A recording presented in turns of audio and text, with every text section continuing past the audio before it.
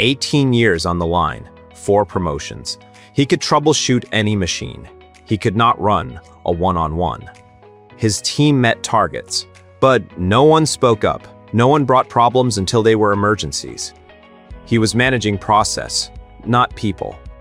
We spent 12 weeks on one question: what do you see? Not, here's what to do. Not, why did this happen? Just, what do you see? Week 1, silence.